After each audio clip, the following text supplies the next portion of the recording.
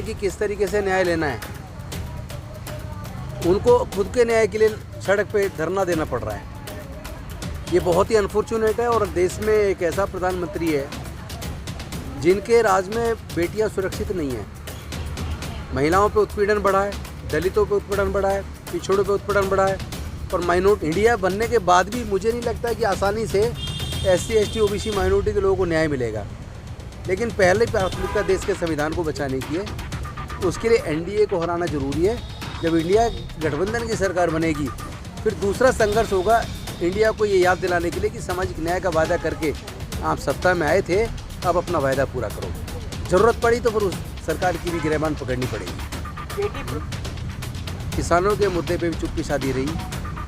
देश के जितने दलितों के साथ अत्याचारों दिन हो गए हैं, तमाम नेता हैं, कैसे देखते हैं? सिर्फ राजनीति के लिए आएंगे या मरने का इंतजार कर रहे हैं? नहीं, मुझे लगता है कि ये जो सामाजिक आंदोलन है वो इसी तरीके से धीरे धीरे बढ़ता है। आपको जादू की उम्मीद नहीं करनी चाहिए। 12 दिन हुए हैं, 24 भी हो सकते हैं। हमें अपने आप को इसके लिए तैयार करना है कि लड़ाई जारी रखनी है, लड़ाई को रुकने नहीं देना है। अंत में जीत हमारी होगी, क्योंकि हम अपनी जगह बिल्कुल सही हैं। हम संविधान के हिसाब से चल रहे हैं। हमने कोई गलती नहीं की है। ऐसा संभव नहीं है कि गलती करने वाले खुश रहें, आराम से रहें, उनको कुछ बिगड़े ना।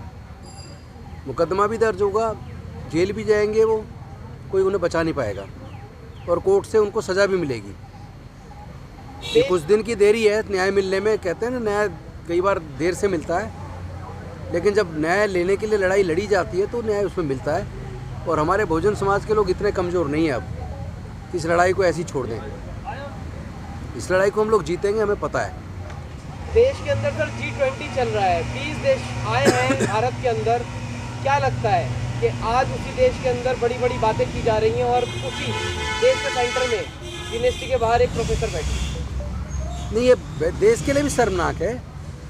जिनको पढ़ाना चाहिए बच्चों को, जो बच्चों को पढ़ाते हैं कि किस तरीके से न्याय लेना है,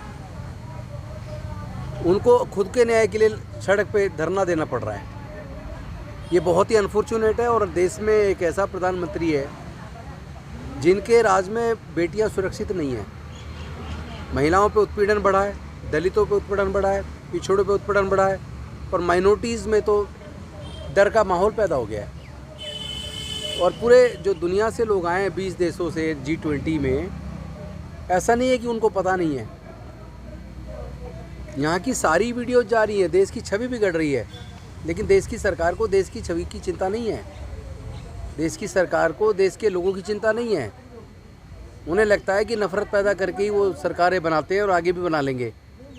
लेकिन जब पूरे देश के लोग समझ गए, इकट्ठा हो रहे हैं, संदेश दूर तक जा रहा है, गांव-गांव तक जा रहा है, निश्चित तौर पे समाज के लोग चाहे वो SC ST OBC हो या माइनॉरिटीज़ हों, सब लोग ये संकल्प कर चुके हैं कि इस सत्ता को उखाड़ के फेंकने का समय आ गया है।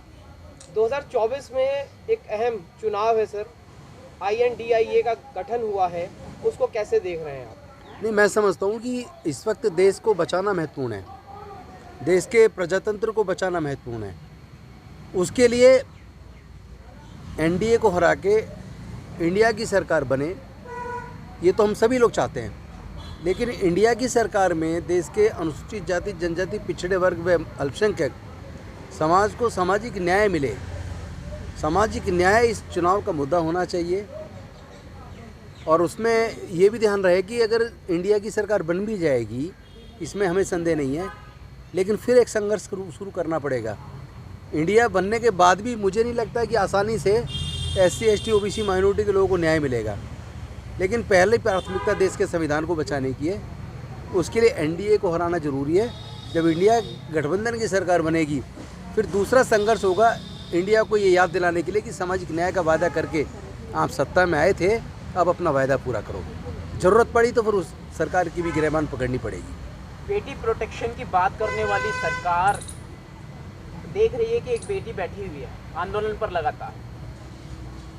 एक्चुअली ये सरकार, चाहे वो ब्रजभूषण शरण सिंह वाला मुद्दा रहा हो, जिसमें जो देश की बेटियां देश का नाम रोशन किया, जिन्होंने ओलंपिक या अन्य पदक जीत के लाई, उस पर भी ये सरकार चुप्पी साधे रही। किसानों के मुद्दे पे भी चुप्पी साधी रही, देश के जितने दलितों के साथ अत्याचार हो उस पर भी चुप्पी साधे रही। तो इस सरकार से तो मुझे उम्मीद नहीं है कि कोई ये न्याय के लिए खड़ी होगी। इसीलिए हमें सबको इकट्ठा होकर अपने आप को इतना मजबूत करना पड़ेगा कि सरकार को सत्ता से खींच के ज़मीन पे ला दें और अपने बहुजन समाज के लोगों को, अच्छे लोगों को आगे बढ़ाएं और अपने अंदर फैले जातिवाद को ख़त्म करके अपने आपस में रोटी बेटी का रिश्ता करें। और जो समाज के नेता हैं हमारे, वो भी टुकड़े टुकड़े में लड़ाई ना लड़ें, बल्कि सब लोग एकजुट हो। जब सबका दर्द एक है तो फिर दवाई भी एक होगी। ऐसा नहीं है राजेंद्र गौतम अलग लड़ाई लड़े या बाकी हमारे साथी लोग हैं वो अलग अलग लड़ें। दर्द एक है तो दवा एक है, दवा एक है। हम आपस में मिल के एकजुट होकर अपनी लड़ाई को लड़ें। उसका समय आ गया है एकजुट होकर लड़ने का। 2024 में बहुजन लोग किसको वोट करें? बहुजन लोग जो सामाजिक न्याय की बात कर रहे और उसको इम्प्लीमेंटेशन करने पे ईमानदार दिखे, हमें उस पर वोट करना चाहिए। उसमें तो कोई संदेह वाली बात ही नहीं है। और उसमें देश के संविधान को बचाने के लिए जो प्रेजेंट में जो सत्ता में पार्टी है उसको हराना जरूरी है। सर, संविधान जो बना है, जो कानून है, वो दो तरफा देखा जा रहा है। तमाम ऐसे सांसद मंत्री बीजेपी के अंदर मौजूद हैं जिन पे एफआईआर दर्ज है। जो सविता रॉय हैं उनको भी अभी हाल फिलहाल में सम्मानित किया गया है, आरएसएस से संबंधित है। एफआईआर चार्जशीट दाखिल होने के बाद भी पुलिस चुप है, कोई कार्रवाई नहीं। देखिए, पहली बात तो मैं बता दूं कि चाहे वो पुलिस हो चाहे न्यायालय हो, अगर एक सैनिक अपने अधिकारी को रेलवे के अंदर, ट्रेन के अंदर, चलती ट्रेन में उसका मर्डर कर सकता है और 3 अल्पसंख्यक समाज के लोगों का मर्डर कर सकता है और ये कह के कि भारत में रहना है तो योगी मोदी को वोट देना होगा, इसका मतलब अब ये सांप्रदायिकता का जहर, नफरत का जहर, वो केवल समाज के बीच नहीं फैलाया गया बल्कि देश की आर्मी और पुलिस प्रशासन, उसके अंदर भी समाज को बांट दिया गया है। नफरत उसके अंदर भी फैला दी गई है। इसलिए देश के सामने ज़्यादा बड़ा खतरा है। इसीलिए तो मैं कह रहा हूँ जो आज देश में सत्ता में पार्टी, उसको हराना जरूरी है, क्योंकि देश को, देश के संविधान को, देश के प्रजातंत्र को बचाना हम सब की प्राथमिकता होनी चाहिए। उसके बाद डॉक्टर रितु जैसे लोगों को या मेरे जैसे लोगों को, आप जैसे लोगों को, हमको फिर धरने पर बैठने की जरूरत नहीं पड़ेगी न्याय के लिए।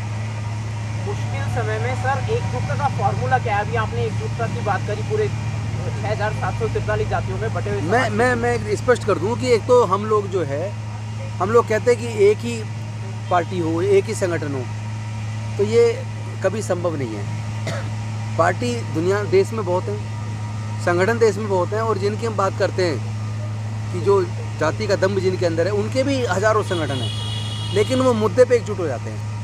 तो हमारे कितने ही संगठन हो, कितनी पार्टियों में हमारे नेता लोग हों, उनको सामाजिक मुद्दों पर एकजुट हो जाना चाहिए। हमें सब्जेक्ट वाइज, मुद्दा आधारित एकता बनाने की ज़रूरत है और एकता बनेगी। ये समय की मांग है, दूसरा कोई चारा बचा भी नहीं है। ये एकता बनेगी। आने वाला समय डॉक्टर अंबेडकर की विचारधारा का है। मनुवादी विचारधारा हारेगी, अंबेडकरवादी विचारधारा जीतेगी। तीसरी कोई विचारधारा भारत में नहीं है। या तो समतावादी विचारधारा है, विषमतावादी। समतावादी विचारधारा बाबा साहेब की विचारधारा है, विषमतावादी विचारधारा मनुवादी विचारधारा है। तो पूरे देश के लोगों को 2 में से कोई एक चुनना होगा रास्ता, और मुझे पूरा यकीन है देश के ज़्यादातर लोग अंबेडकरवाद के रास्ते को चुनेंगे। सर, हम चाहते हैं आप मुख्यमंत्री बने दिल्ली के, तो आप एक ऐसी पार्टी का गठन करें जिससे बहुजन समाज आपका साथ दे, क्योंकि आपने समाज की निस्वार्थ सेवा की है और समाज के दुख दर्द को समझा है। मैं उस दिशा में नहीं सोच रहा हूँ। मैं ये सोच रहा हूँ कि किसी भी तरीके से मुद्दे पे आधारित करके अपने समाज को एकजुट करूँ। हम जब अपने समाज को एकजुट कर लेंगे तो फिर तो हम अपने अधिकार तो छीन ही लेंगे। हमारे हक छीनने वाले वो कौन है? हम लोग हमारे हक जो छीन रहे हैं, हमारे हक छीन रहे हैं हमारी गलतियों से, क्योंकि हम लोग एकजुट नहीं है।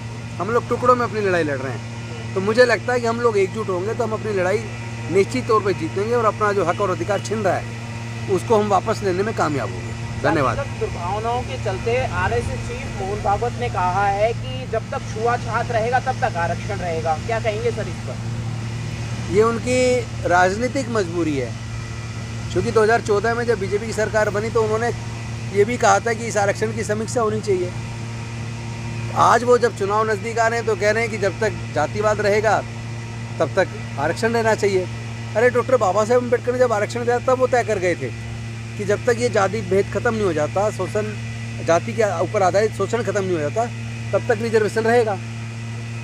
सर, उनका मुद्दा क्लियर है हिंदू राष्ट्र बनाने का, तो आप लोगों को क्या मुद्दा रहेगा? वो कभी संभव नहीं है।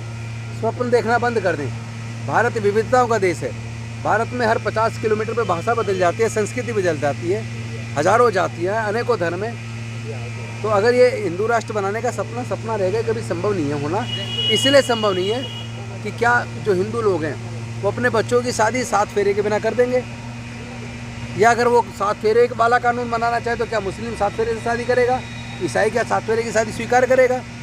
यहाँ तो केवल मुस्लिम, सिख या हिंदू या ईसाई की बात नहीं है, या बौद्ध जैन की बात नहीं है।